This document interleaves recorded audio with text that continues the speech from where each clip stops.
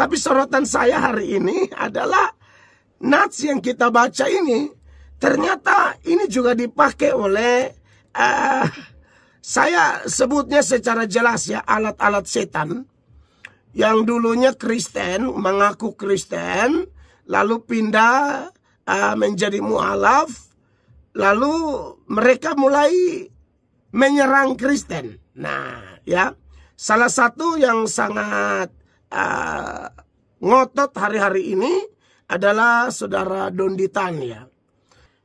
Puji Tuhan ya, firman Tuhan yang kita baca ini adalah firman Tuhan yang luar biasa. Seluruh firman Tuhan itu luar biasa, dari Kejadian sampai Wahyu. Kenapa firman Tuhan itu luar biasa, saudara-saudara? Karena yang mengilhamkan firman itu adalah Roh Kudus ya. Tidak ada hamba Tuhan, apalagi penulis-penulis Alkitab, mereka berbicara dengan kehendak mereka sendiri. Tapi semua mereka itu, saudara-saudara, bicara dengan dorongan Roh Kudus ya. Jadi, kalau Bapak bilang PB mengutip dari PL, kira-kira Pak Budi tahu nggak berapa ayat yang dikutip oleh penulis PB dari PL? Silakan Pak. Saya tidak pernah menghitung, tapi jelas banyak sekali. Silakan. 937 tepatnya, hampir 1000 ayat Pak. Artinya, kalau penulis PB banyak sekali mengutip dari PL, pertanyaan saya, apakah penulis PB ini diilhami oleh Roh Kudus atau diilhami oleh PL? Assalamualaikum warahmatullahi wabarakatuh. Berjumpa lagi dengan Jadid HMC ya, channel yang mengedukasi dan menghibur. Di kesempatan kali ini kita nggak akan membahas Gilbert dulu ya. Kita nggak akan membahas pendeta Gilbert karena memang saya rasa sudah cukup dan kita tunggu info terbaru. Dan di kesempatan kali ini yang akan kita bahas adalah kekonyolan dari pendeta Mel Atok ya. Jadi di sini saya melihat ini Mel Atok ini saking bencinya, saking geramnya, kesalnya dengan Kodondi, ini sampai melakukan banyak blunder dalam pernyataannya. Bahkan bisa dibilang bahwa pendeta Mel Atok ya, ini benar-benar panik dengan sepak terjang dari Kodondi, sehingga segala cara dia lakukan untuk menghentikan pelayanan dari Kodondi. Segala cara dia coba, bahkan untuk menjaga jemaatnya agar jangan sampai mualaf, dia membentengi jemaatnya itu dengan selalu memutarkan video Kodondi. Dan ini dia sampaikan sendiri. Jadi pendeta Mel Atok dengan jujur mengatakan bahwa video Kodondi itu diputar terus di gereja dia. Supaya apa? Supaya jemaatnya tandai. Nah, jangan sampai kalian ya, jangan sampai kalian belajar atau nonton video si Donditan ini yang dia sebut sebagai setan, atau dia sebut dipakai oleh setan ya. Jadi dia bilang kalau zaman dulu setan menggunakan ular, kalau zaman sekarang setan menggunakan Donditan. Nah, ini cukup lucu ya. Jadi benar-benar emosi sekali dia teman-teman, tantrum sekali. Saya makin nonton makin lucu ini sebenarnya. Jadi ini pendeta Mel Atok ini apa ya? Kalau mau saya bilang, ya dia jadi lupa gitu. Tugas seorang pendeta itu apa? Seharusnya pendeta itu ngomong firman Tuhan di gereja, ini enggak. Dia malah menggibah Kodondi. Dia kerjaannya malah menjelek-jelekkan Kodondi. Tapi nggak dapat gitu. Nggak dapat. Karena semua yang disampaikan Kodondi itu ada datanya. Bahkan makin sering dia sampaikan, saya berani jamin ya, makin sering Mel Atok sampaikan tentang Donditan, seringnya dia menjelekkan Kodondi, itu akan jadi bumerang bagi dia. Kenapa jadi bumerang? Itu endingnya, jemaat-jemaat pasti akan nanya dia. Kalau memang pendeta Mel Atok lebih jago, lebih pintar, kenapa tidak terima tantangan dari Donditan untuk berdiskusi, untuk menunjukkan siapa yang lebih mengerti tentang Bible, siapa yang punya literasi lebih lengkap, kan begitu. Nanti dikejar sama jemaatnya. Pendeta Budi Asali sudah, bentar lagi Esra Soru ya, bentar lagi temannya Mel Atok, yaitu pendeta Esra Soru juga akan berdebat. Dan saya berani garansi buat teman-teman, Esra Soru juga bentar lagi akan keok, bentar lagi akan pulang dengan memalukan juga. Dan itu tentu saja akan membuat desakan agar pendeta Mel Atok yang selanjutnya maju makin besar. Ya, nanti setelah Esra Soru babak belur kan pasti gitu. Pasti jemaat akan bilang, udah Pak, maju Pak. Begitu juga pendukung Esra Soru. Pak Mel Atok, pendeta Mel Atok, tolong Pak. Pendeta kami sudah kalah. Harapan kami sama Bapak. Gitu kan. Pasti mereka akan seperti itu. Nah, jadi makin seru. Untuk itu ya kita kipas-kipasin teman-teman ya. Tapi kita bukan ada kebencian. Enggak, kita di sini nggak ada kebencian, tapi tujuannya memang ya untuk edukasi. Ya, semua untuk edukasi. Itu yang paling penting yang harus teman-teman garis bawahi. Oke, di sini saya akan tampilkan dan nanti saya akan tunjukkan data-data bahwa yang disampaikan Mel Atok itu semua blunder dan bukan saya yang ngomong. Ya, bukan saya saja yang ngomong, tapi saya akan tampilkan dari pihak Kristen sendiri, dari pendeta sendiri yang menyampaikan bahwa yang disebut oleh Mel Atok ini salah. Saya akan tunjukkan data, tapi saya akan dibantu oleh pendeta lain. Biar clear gitu. Karena kalau saya ngomong, penonton-penonton yang Kristen kan nggak mau percaya nih. Untuk itu saya harus tampilkan dari sumber Kristen sendiri. Ya minimal kalian 50-50 lah, ada yang percaya, ada yang enggak ya. Tapi kalau saya ngomong, mungkin yang percaya cuma 20%. 80% orang Kristen nggak mau percaya. Kalau Muslim 100% percaya. Kan gitu. 100% Muslim pasti percaya yang saya sampaikan karena saya kasih data. Tapi yang Kristen udah kita tunjukkan data, ya pasti nggak mau percaya. Nah, ini saya tambah dengan data dari pendeta yang lain ya, sebagai referensi. Oke, di sini saya ingin kasih tahu, pendeta Mel Atok ini buat satu konten yang lucu ya. Inilah detik-detik setan masuk dalam mualaf Donditan. Pendeta Mel Atok tegas berkata, dipakai setan ya. Jadi, Kodondi dia bilang, kemasukan setan. Padahal dia nggak putarin apapun. Yang ada dia bacot sendiri gitu. Ini cukup lucu ya. Dia bacot sendiri, marah-marah sendiri, ngamu-ngamu sendiri, terus dia bilang Kodondi kemasukan setan. Minimal dia ambil video Kodondi lagi joget-joget kayak Kodondi lagi ngapain gitu kan. Terus dia bilang, lihat itu, Kodondi sudah bergetar-getar, dia kemasukan setan. Nah, itu masih lebih menghibur. Kalau seperti ini nggak ada menghiburnya, Pak. Saya kalau mau bilang ya, misalnya contoh nih, seseorang itu kerasukan gitu. Saya akan ambil video saat dia lagi joget-joget, atau mungkin dia lagi menggelepar-gelepar gitu kan. Nah, minimal ada hiburannya lah Pak, karena kan YouTube kita nggak bisa pungkiri ada hiburannya juga yang harus dimasukkan. Oke, kita akan dengarkan dulu ya, tapi kita akan langsung sanggah supaya clear dan cepat. Dan ini saya agak cepatin lah, supaya jangan videonya panjang sekali, supaya jangan membosankan. Kita cepatin. Ya, silakan. Sekarang bacain aja ya.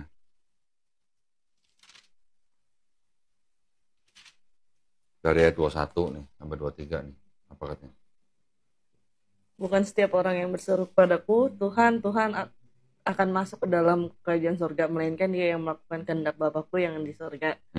Pada hari terakhir banyak orang yang akan berseru padaku, Tuhan, Tuhan, bukankah kami bernubuat demi namamu, dan mengusir setan demi namamu, dan mengadakan banyak mukjizat demi namamu juga. Pada waktu itulah aku akan berterus terang kepada mereka dan berkata, aku tidak pernah mengenal kamu, inyalah daripadaku kamu sekalian pembuat kejahatan. Sekarang umat mana yang nyebut Yesus sebagai Tuhan? Kristen. Umat mana yang bernubuat dalam nama Yesus? Kristen. Umat mana yang membuat mujizat dalam nama Yesus? Kristen. Umat mana yang mengusir setan dalam nama Yesus? Kristen. Kata Yesus apa? Nyala. Nah lo, gimana dong? Dia aja nggak mau istilahnya. Tuhan, Tuhan, bukankah kami bernubuat demi namamu dan mengusir setan demi namamu dan mengadakan banyak mujizat demi namamu juga? Pada waktu itulah aku akan berterus terang kepada mereka dan berkata, aku tidak pernah mengenal kamu, enyala daripadaku kamu sekalian pembuat kejahatan. Bapak Ibu jemaat orang percaya dimanapun yang ada dan mendengarkan firman Tuhan pada saat ini, puji Tuhan ya, firman Tuhan yang kita baca ini adalah firman Tuhan yang luar biasa. Seluruh firman Tuhan itu luar biasa, dari Kejadian sampai Wahyu. Kenapa firman Tuhan itu luar biasa, saudara-saudara? Karena yang mengilhamkan firman itu adalah Roh Kudus, ya.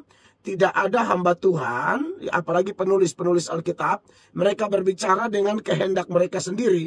Tapi semua mereka itu, saudara-saudara, bicara dengan dorongan Roh Kudus ya. Kalau kita bandingkan dengan data lain, dalam 2 Petrus pasal 1 dikatakan, dengan demikian kami makin diteguhkan oleh firman yang telah disampaikan oleh para nabi. Alangkah baiknya kalau kamu memperhatikannya sama seperti memperhatikan pelita yang bercahaya di tempat yang gelap.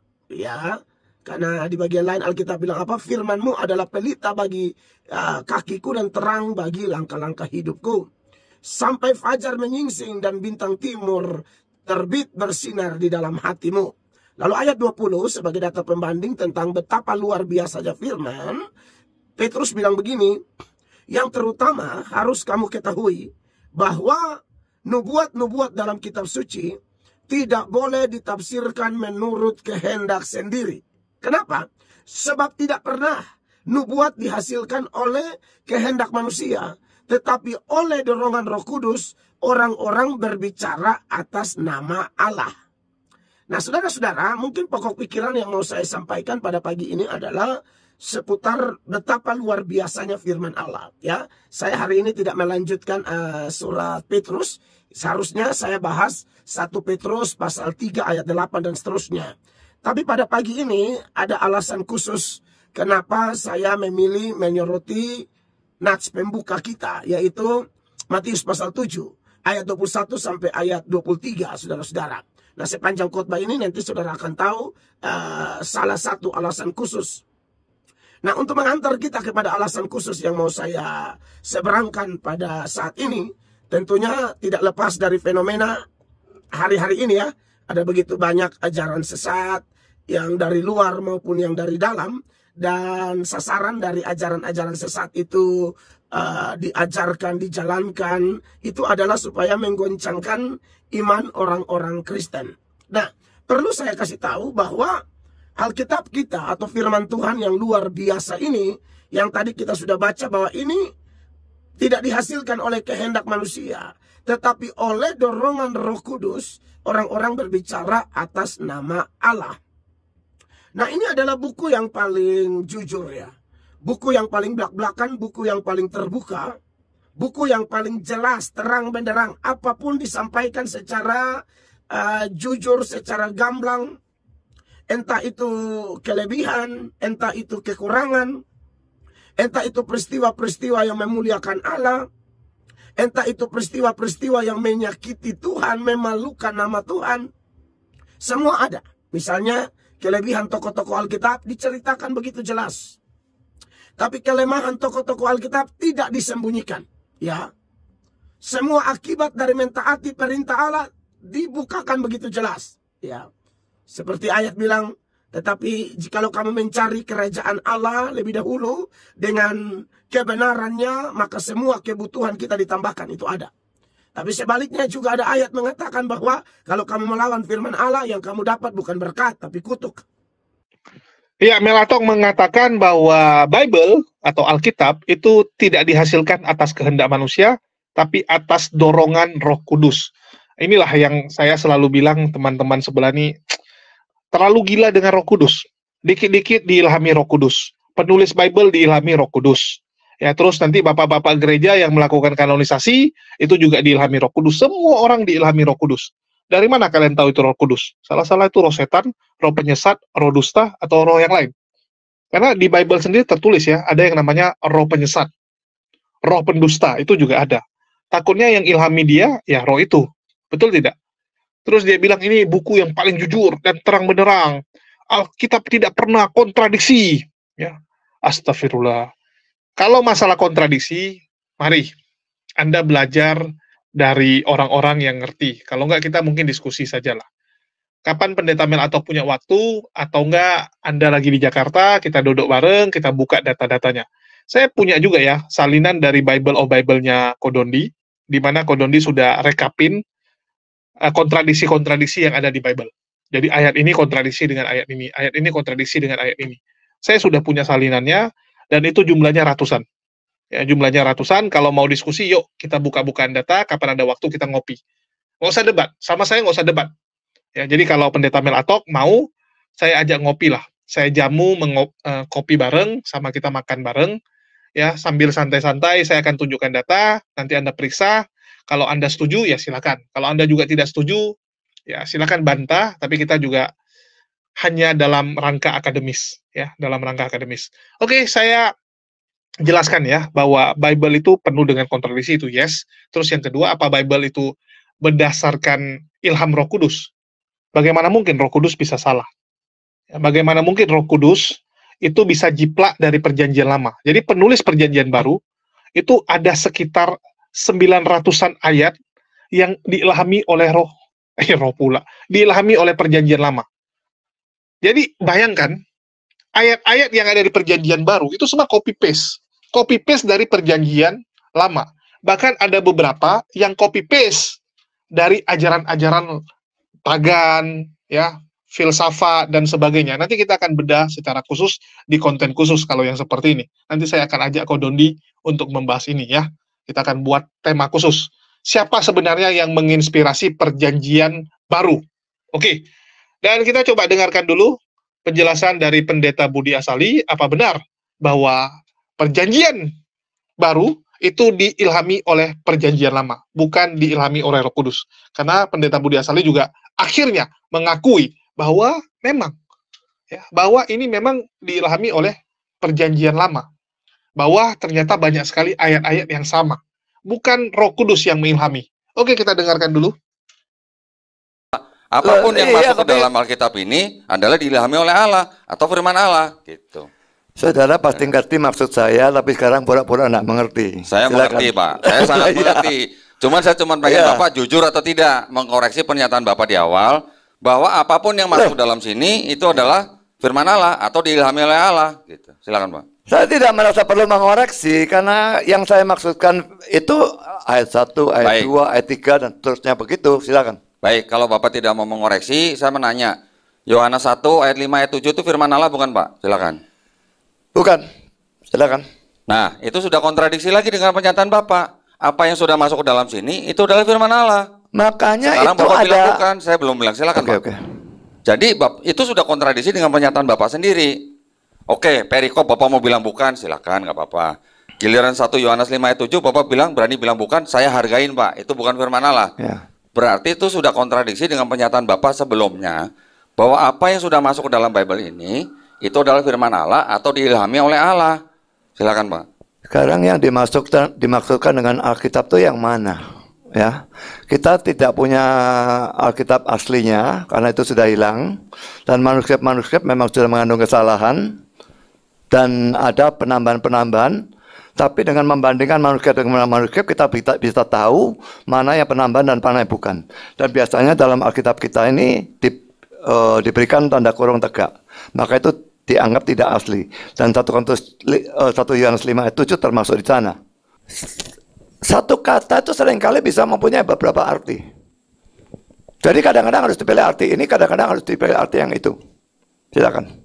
Kalau arti kata betulah apa, Pak, bahasa Yunaninya? Silakan. Saya tidak tahu. Perawan, Pak. Perawan, ya sudah, perawan. Kenapa ha'almah yang bukan artinya perawan diterjemahkan menjadi perawan, Pak?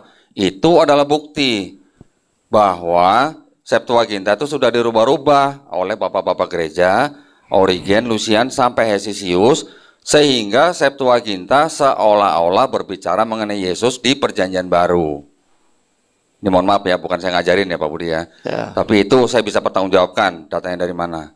Jadi, kalau Bapak bilang PB mengutip dari PL, kira-kira Pak Budi tahu nggak berapa ayat yang dikutip oleh penulis PB dari PL? Silakan Pak. Saya tidak pernah menghitung, tapi jelas banyak sekali. Silakan. 937 tepatnya, hampir 1000 ayat Pak. Artinya, kalau penulis PB banyak sekali mengutip dari PL, pertanyaan saya, apakah penulis PB ini diilhami oleh Roh Kudus atau diilhami oleh PL? Ya, clear ya. Bahkan menurut Kristen progresif, Bible itu penuh dengan kontradiksi, yes. Terus yang kedua, Bible sudah tidak relevan dengan zaman sekarang. Artinya apa? Ini bukan dari Tuhan. Kalau dari Tuhan nggak mungkin. Nggak mungkin tidak bisa dipakai sampai akhir zaman. Contohlah, Al-Quran. Ya, itu dipakai sampai akhir zaman. Bahkan banyak hal yang sebelumnya tidak bisa dimengerti, itu dengan kecanggihan sains sekarang kita jadi tahu. Ya, bahwa memang ternyata di lautan, laut itu berpisah, bahkan di dalam lautan ada sungai, itu sudah dijelaskan. Tetapi zaman dulu orang nggak ngerti, baru zaman sekarang orang ngerti. Artinya Quran itu bisa ikut zaman. Sedangkan Bible, menurut sebagian teman-teman, itu nggak bisa. Yang ngomong bukan kita, tapi dari Kristen sendiri ya. Yang ngomong dari Kristen sendiri. Jadi jangan marah kepada saya. Oke, kita lanjut. Dari Melatok mau ngomong apa lagi? Tapi sorotan saya hari ini adalah nats yang kita baca ini. Ternyata ini juga dipakai oleh saya sebutnya secara jelas ya, alat-alat setan yang dulunya Kristen, mengaku Kristen, lalu pindah menjadi mualaf, lalu mereka mulai menyerang Kristen. Nah, ya, salah satu yang sangat ngotot hari-hari ini adalah saudara Donditan ya. Saya nonton video Donditan. Nah, ini yang membuat latar belakang kenapa saya membahas Matius pasal 7. Itu rame di sosial media, saudara-saudara. Donditan itu ternyata dia suka membimbing kawan-kawannya yang dia kan mantan Kristen, dan dia triknya adalah menjaga hubungan baik dengan agama Kristen ya. Lalu dia tahu agama-agama Kristen yang mungkin jarang gereja, jarang baca Alkitab ya. Kalau sudah jarang gereja, jarang baca Alkitab, maka pemahamannya pun pasti parah. Di situ dia mulai ajak bicara. Aduh, banyak sekali, dan saya tiap kali khotbah kalau ada kesempatan saya tayangkan ya videonya. Dan nanti video ini saya akan gabungkan dengan video itu. Dan dalam video itu, saudara-saudara yang diberkati oleh Tuhan Yesus, dia buka ayat ini. Dia bilang, tolong buka Matius 7, ya kan?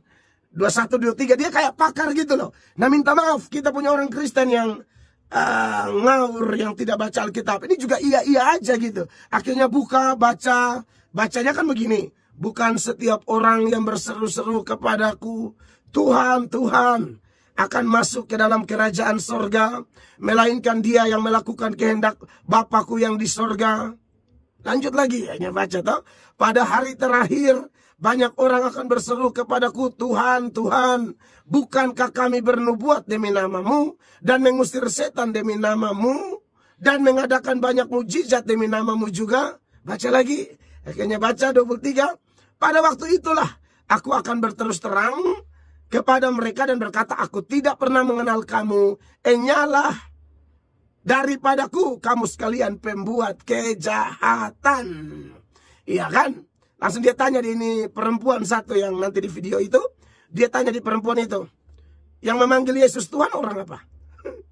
Kristen. Ya, yang satu kan Kristen. Yang suka bikin mujizat dalam nama Yesus orang apa? Kristen. Yang suka usir setan dalam nama Yesus orang apa? Kristen.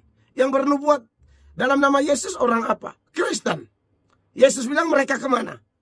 Neraka. Aduh, itu tuh saya nonton saya langsung emosi sebenarnya. Saya pasti emosi, saya tidak bisa tutup omong kosong bilang. Saya jengkel, langsung saya berpikir, ini kesempatan pas khotbah di radio.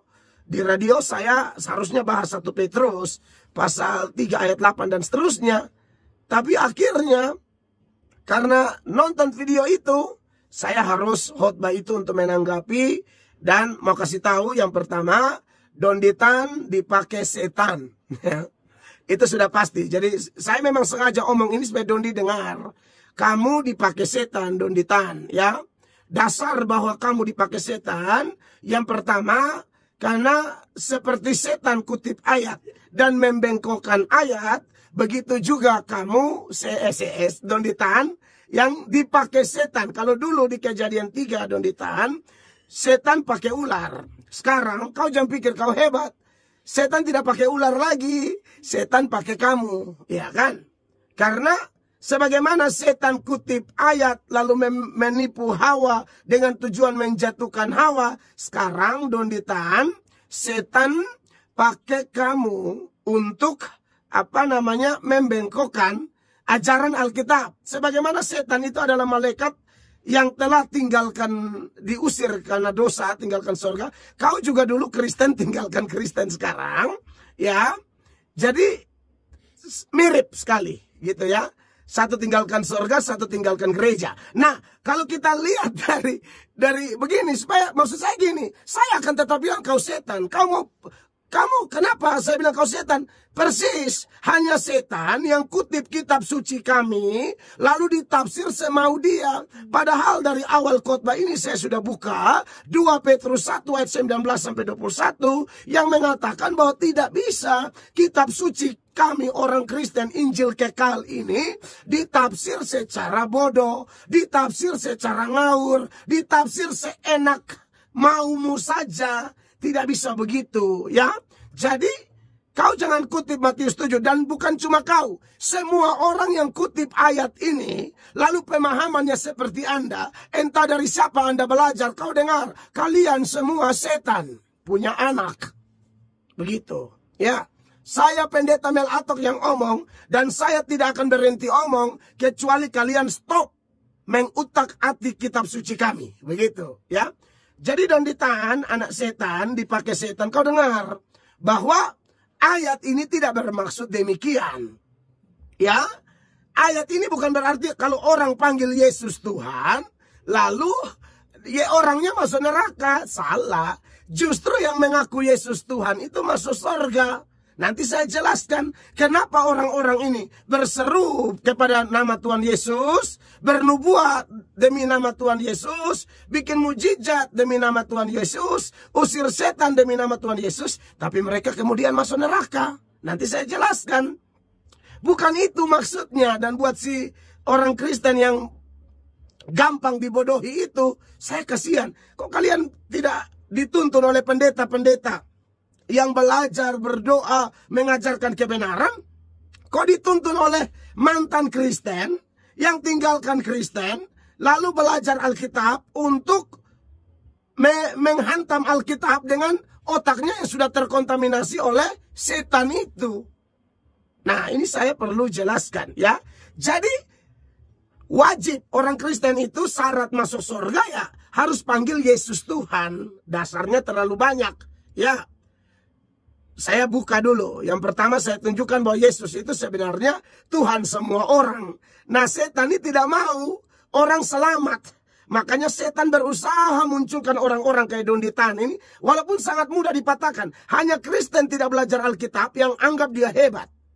Hanya Kristen yang pemalas gereja yang anggap dia hebat. Atau Kristen yang bergereja tapi di gerejanya tidak menekankan Injil, yang menganggap orang-orang kayak Don Ditan, Zakir Naik, Ahmad Kainama, atau penyesat-penyesat lain dianggap hebat ketika bicara Alkitab. Padahal minta maaf itu penipu, pembohong semua. Harusnya saya tidak usah pakai kata minta maaf, ya. Tapi sudah kebiasaan, harusnya dalam pembelaan iman tidak usah pakai. Saya lagi latihan, ya. Ya, jadi tidak usah pakai kata minta maaf sebenarnya, ya. Kisah pasal 10, ya, ayat 36 dikatakan itulah firman yang ia suruh sampaikan kepada orang-orang Israel. Ya, perhatikan. Yaitu firman yang memberitakan damai sejahtera. Dengar, garis bawah ini. Oleh Yesus Kristus yang adalah Tuhan dari semua orang. Nah, ini yang setan sedang serang. Salah satu kebenaran mutlak yang sedang setan serang adalah ini. Apakah bisa runtuh? Tidak bisa runtuh. Tidak bisa. Apakah bisa menggoncangkan orang-orang yang sungguh percaya kepada dia? Tidak akan bisa. Hanya orang-orang munafik, orang-orang Kristen palsu yang akan tergoncang. Dan salah satu Kristen palsu itu, ya, salah dua lah. Don Ditan dan Ahmad Kainama itu, Ustadz Ahmad Kainama, itu mantan Kristen semua. Dan itu adalah dulunya Kristen palsu, pembohong, omong kosong. Mereka adalah serigala-serigala berbulu domba yang pernah ada di Kristen. Tapi puji Tuhan sudah keluar. Mereka pikir mereka keluar bisa serang Kristen seenaknya. Lu salah tempat.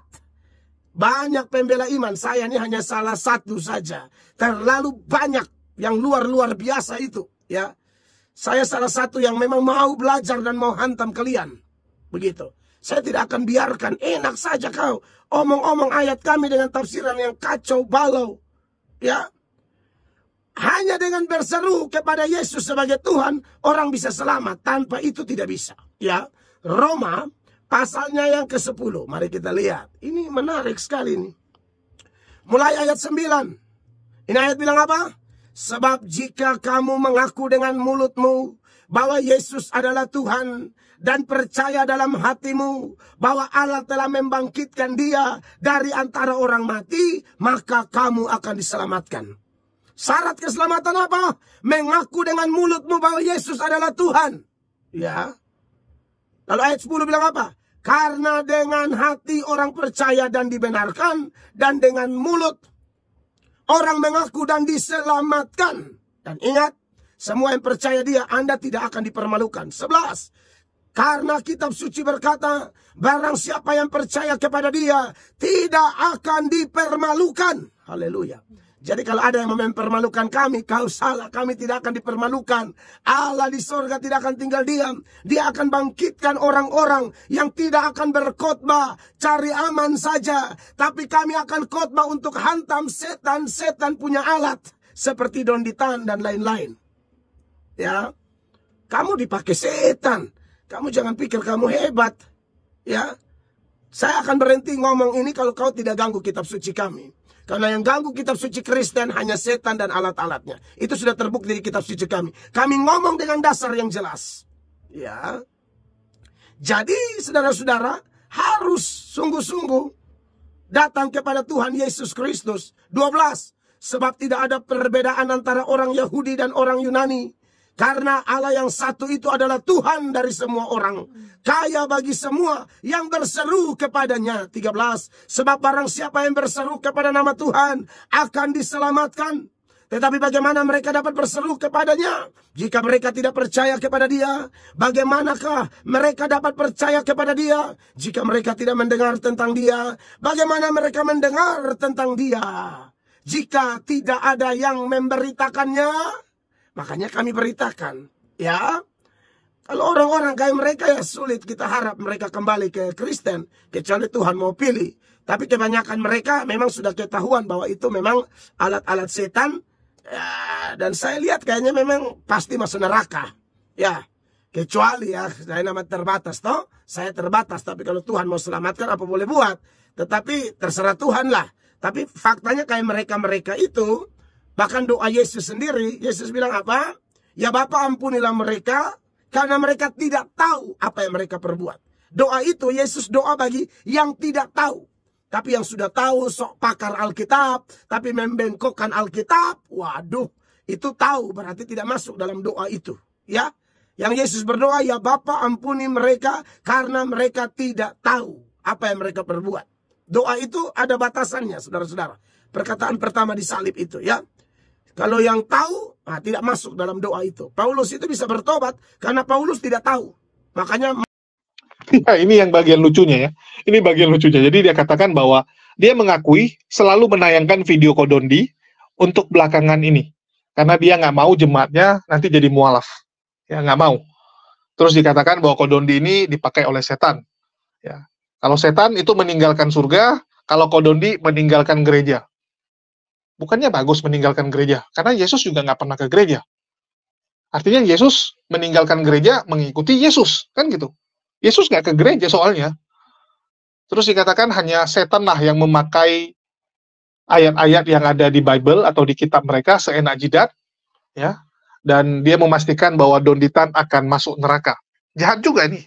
Saya nggak tahu nih Melatok saking dendamnya, saking udah geramnya dengan seorang Donditan, sampai mengatakan Donditan ini pasti masuk neraka ya. Dia menggaransi masuk neraka Donditan. Udah mirip Luga juga lama-lama. Makin hari makin mirip Luga, makin lucu-lucu juga ini Melatok. Inilah saya bilang, pendeta Melatok, jangan terlalu dendam, nggak baik. Jangan terlalu benci, nggak baik. Itu nanti akan membuat setan itu masuk ke dalam diri Anda. Jadi yang kemasukan setan biasanya ya, orang-orang yang sudah penuh dengan kebencian. Itulah kenapa saya nggak pernah mau benci orang tuh sampai benci sekali. Saya selalu, kalau sudah sampai satu titik, saya lebih memilih, ya sudah, saya berikan pengampunan, dan saya cabut. Ya, saya nggak akan mau ketemu dia, saya nggak akan mau ada urusan dengan dia lagi. Kenapa? Saya nggak mau nanti setan akan hinggap dalam diri saya. Begitu juga dengan pendeta Melato. Kalau memang Anda sudah benci sekali dengan Kodondi, mending hindari. Ngapain gitu kan? Hindari saja.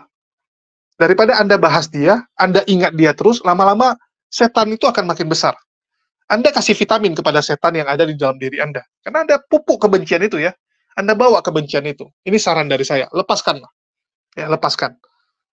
Itu lebih bagus buat Anda, lebih positif daripada Anda benci terus, nanti besok-besok bisa kena stroke gitu kan, saking geramnya, setiap hari nonton, ya ini si Donditan tiap hari memualafkan orang, setiap hari orang Kristen diskusi sama dia mualaf, makin benci, terakhir stroke pula. Nggak bagus, Pak. Nggak bagus. Lepaskanlah. Ya, terus kalau kita lihat, dia menuduh bahwa Kodondi diskusi sama orang Kristen yang nggak pernah ke gereja, yang nggak ngerti Kristen, dan sebagainya. Ini kan fitnahan yang konyol.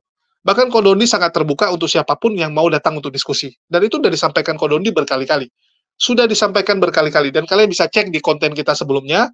Dan link saya taruh di bawah. Ya, bagaimana pendapat Kodondi tentang siapa-siapa saja orang-orang Kristen yang datang untuk berdiskusi. Ya, jadi itu memang orang-orang yang penasaran, ingin belajar, kontak Kodondi, dan Kodondi juga nggak peduli. Kamu mau jarang ke gereja, mau sering ke gereja, mau pendeta sekalipun. Kalau memang mau belajar, yuk silakan datang ke kantornya, ya ke studionya, mau diskusi 7 jam, 5 jam, terbuka. Kodondi sangat terbuka, dan itu sudah disampaikan. Ya. Terus, kalau mau debat, nah itu baru lain sesi. Kalau debat, artinya 2 arah. Ya, debat itu kan 2 arah, ada timer, ada moderator, ada tempat khusus. Kalau cuma mau sekedar belajar, silakan ke tempat Kodondi. Dia akan tunjukkan ayat-ayatnya. Dia akan bukakan datanya. Silakan kalian nilai sendiri. Ya, sama yang selama ini orang-orang datang ke tempat dia. Dan biasanya orang-orang yang ke tempat dia itu 90% akan mualaf. Ya, 90% rata-rata mualaf setelah ditunjukkan datanya. Bahkan pendeta sekalipun biasanya mualaf juga setelah diberikan data. Dan buat pendeta Melato, kalau memang Anda ingin diskusi, yuk silakan. Ya, Anda boleh diskusi sama saya, boleh diskusi dengan Kodondi. Silakan Anda pilih. Anda mau ke tempat Kodondi, silakan. Bahkan kalau Anda perlu orang yang mengantarkan, saya siap. Jemputin Anda dari bandara, antarin ke tempat Kodondi, kita diskusi, kita belajar bareng. Kan lebih enak gitu. Daripada Anda dendam dengan Kodondi, penuh dengan kebencian, mending ketemu, kita ngopi bareng, kita ngobrol, ya kita buka-bukaan data. Lebih enak seperti itu, betul tidak? Ya. Cobalah direnungkan hal seperti ini. Ngapain kita memumpuk kebencian gitu? Ya. Toh Kodondi juga ngomong punya data, kecuali nggak punya data, asal ngomong itu nggak boleh, itu menghujat namanya. Ya, itu nggak boleh. Oke, mungkin kita tampilkan pernyataan dari Kodondi, ya, biar teman-teman juga sedikit ingat. Ya, ini kita tampilkan sedikit aja. Oke, selamat menyaksikan.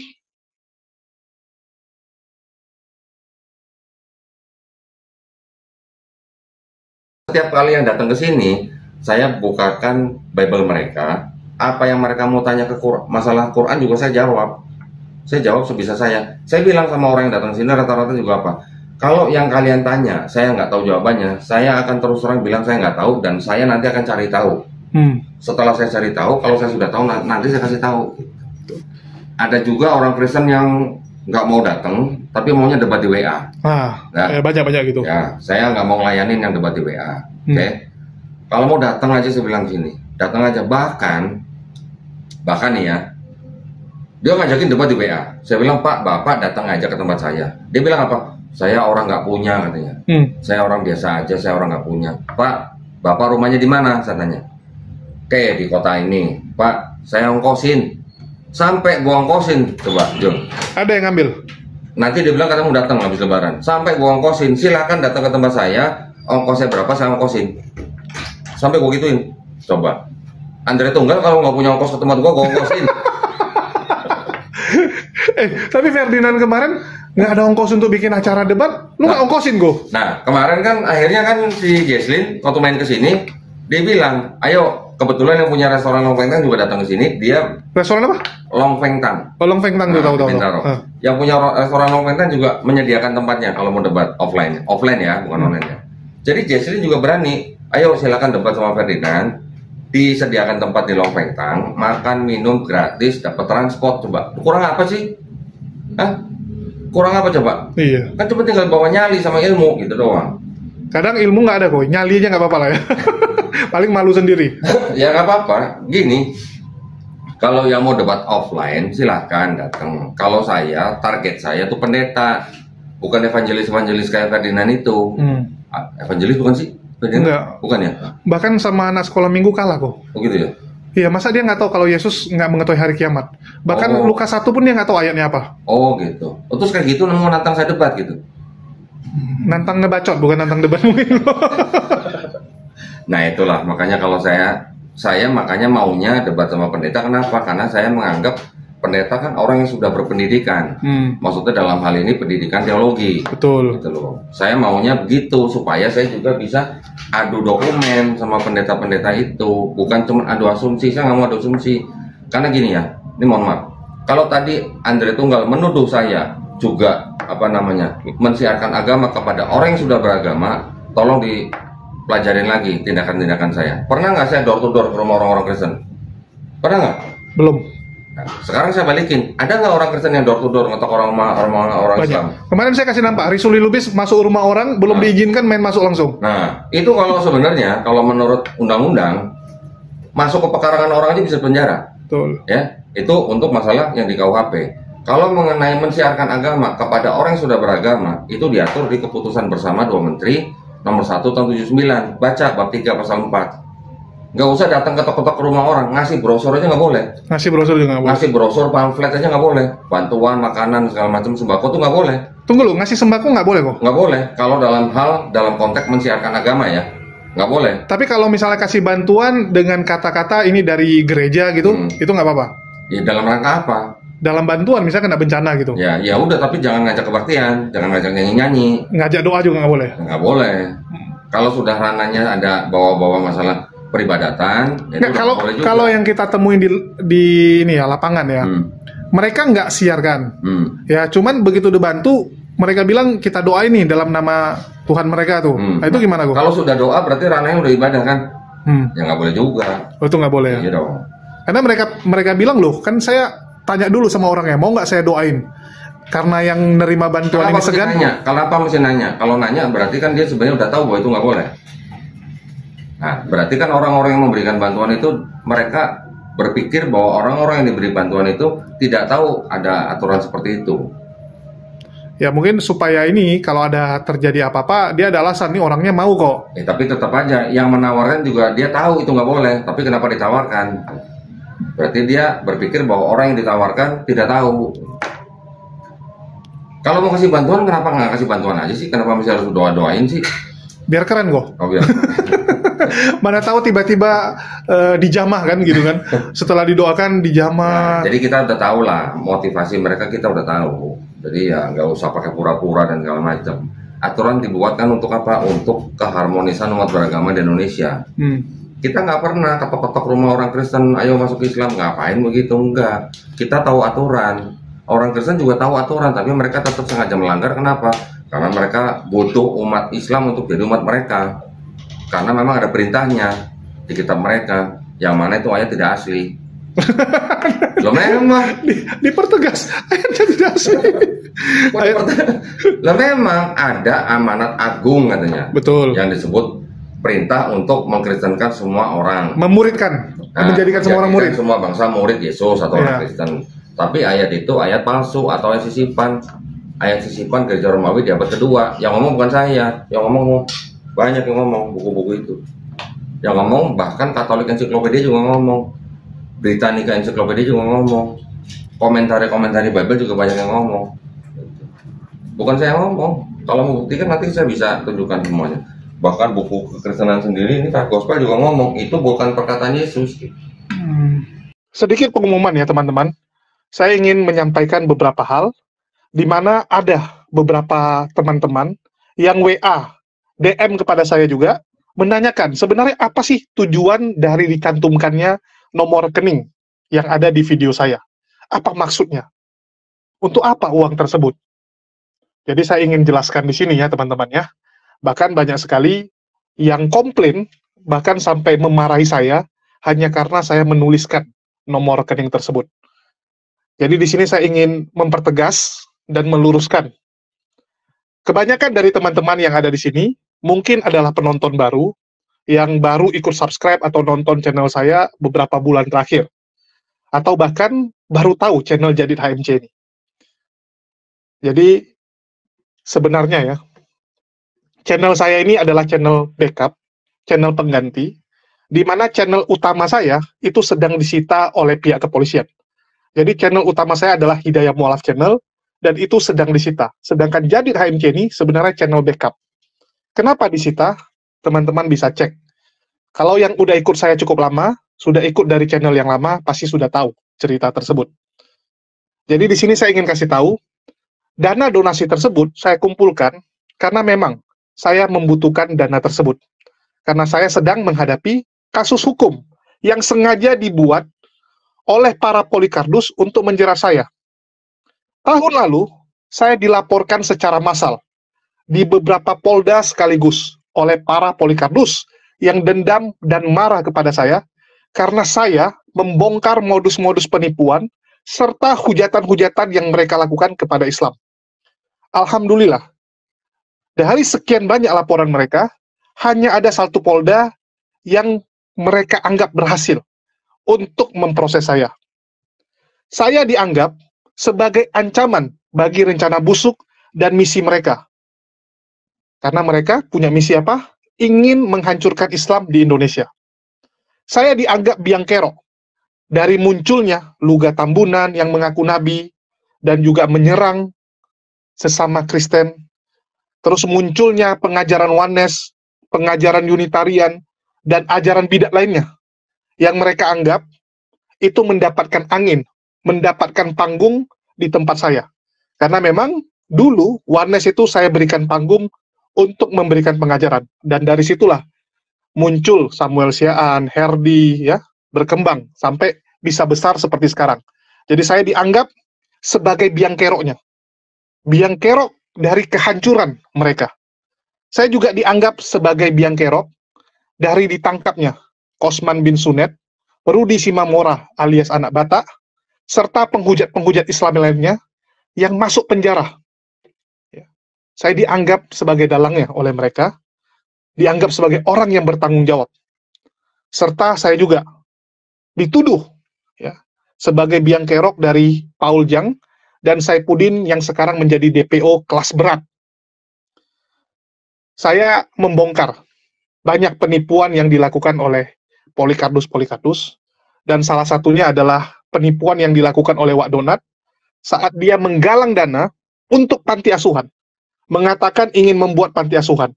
Ternyata uang tersebut dipakai untuk membangun rumah pribadi, dan sampai detik ini tidak ada pertanggungjawabannya.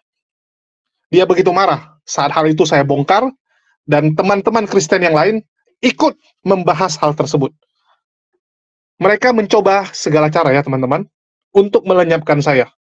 Mulai dari mengirim orang, bahkan ingin mencelakai saya secara fisik. Itulah kenapa saya harus hijrah dari kota Medan pindah ke Jakarta. Karena saya tidak ingin terjadi bentrokan di akar rumput. Mereka sampai memfitnah saya, bahkan menciptakan cerita-cerita bohong seperti mengatakan bahwa pendeta HTD yang mengeluarkan pernyataan tentang titiknya Yesus, titik-titik dia bilang, itu dituduhkan kepada saya dengan dikatakan bahwa pendeta HTD adalah pendeta yang saya ciptakan. Pernyataan HTD saya yang suruh. Itu kurang ajar sekali. Fitnahan demi fitnahan mereka buat. Untungnya ya, pendeta Brian Siawarta itu sudah terkenal. Kalau enggak, mereka pasti akan bilang itu dibuat juga oleh Dr. Akal. Ngeri teman-teman. Kasus saya sudah berjalan 1 tahun lebih, dan sampai sekarang belum berakhir. Karena memang kuat dugaan sengaja untuk ditarik panjang agar saya kehabisan napas dan tenaga. Untuk itu, saya memohon bantuan dari saudara-saudara sekalian yang tergerak untuk membantu perjuangan ini, sehingga saya punya napas ekstra, saya punya tenaga untuk menghadapi kasus hukum tersebut yang memang membutuhkan biaya tidak sedikit. Untuk itu, bagi teman-teman yang tergerak untuk membantu proses dan perjuangan saya ini, dapat disalurkan melalui nomor rekening yang tertera di bawah ini. Dan bagi teman-teman yang tidak bisa menyumbang lewat materi, mohon doanya teman-teman.